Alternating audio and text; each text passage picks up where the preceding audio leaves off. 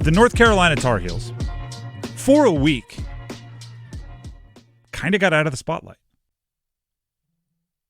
Which is, I think, a much needed break from the spotlight for the North Carolina Tar Heels. They had a bye week, and they had the ability to chill, and it appears as if they did that. They went a week without making any big headlines, which is nice. They came out of the bye week, hopefully a better team, hopefully a closer team, hopefully a more bonded team, hopefully a more understanding of what their identity is team. And their coach spoke to the media in a way that he hasn't done in a while.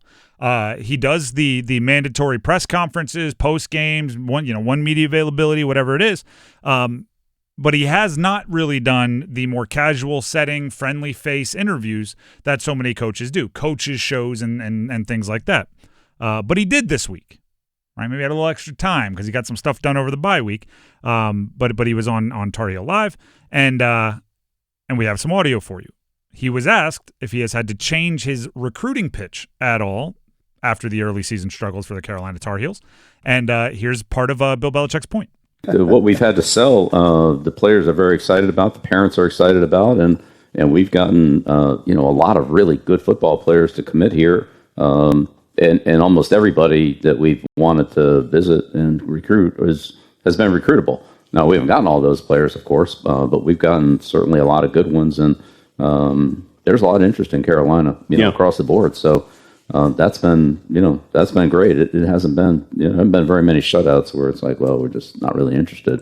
We've only heard that 2 or 3 times in, maybe 9 months. So, guys already have some, relationship with somewhere else where, their parents went or wherever that's their dream school and so forth, and they're just not interested. So that's fine. But the rest of them, they want to see what we're selling, and we have a lot to sell.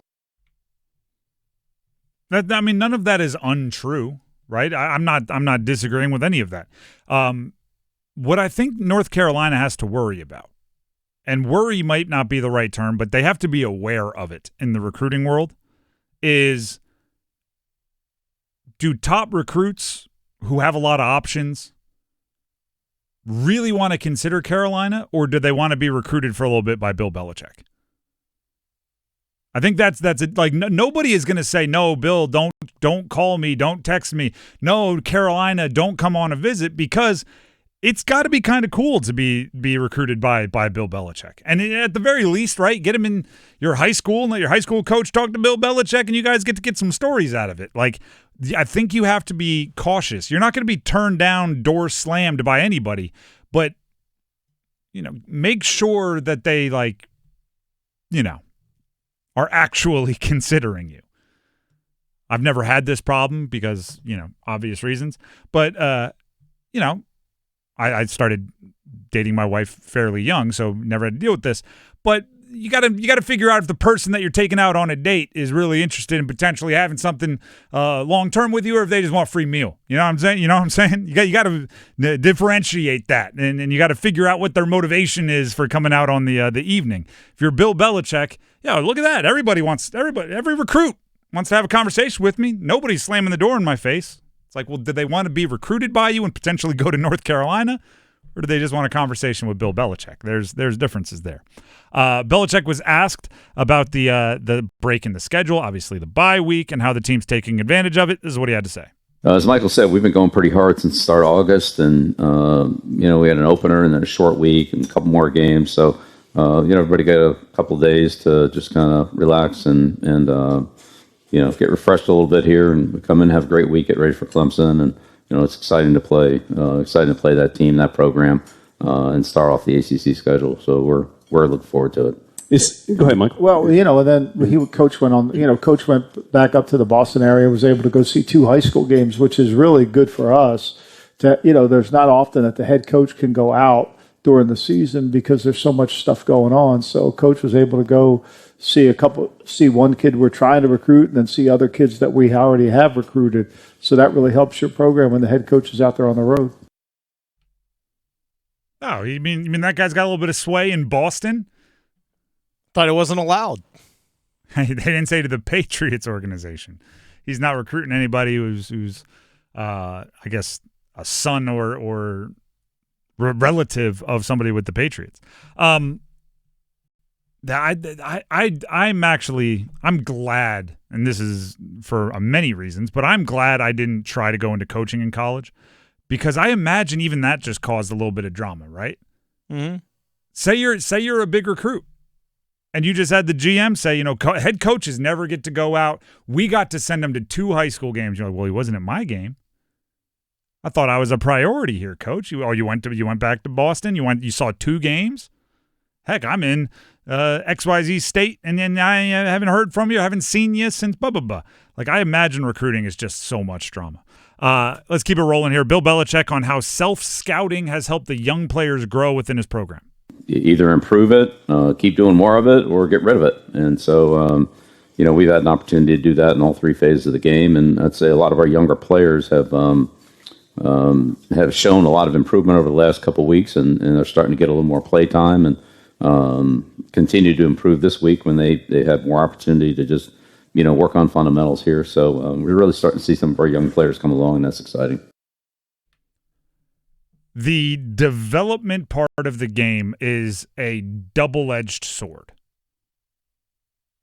And I think coaches like Bill Belichick, basketball coaches, I think there are going to be certain parts of college sports where you really are going to have to put in a lot of work, and occasionally you're just going to have to open yourself up to getting burned. And I think developing young players, particularly the players that are within your program and not featured on game day, that bit is going to be exhausting.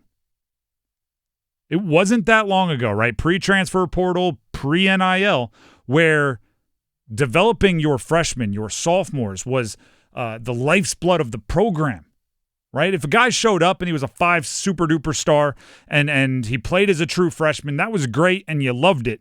But the way you built depth in your program, the way you built a really good team was taking your freshmen and having them be better as sophomores, taking your sophomores and having them be better as juniors.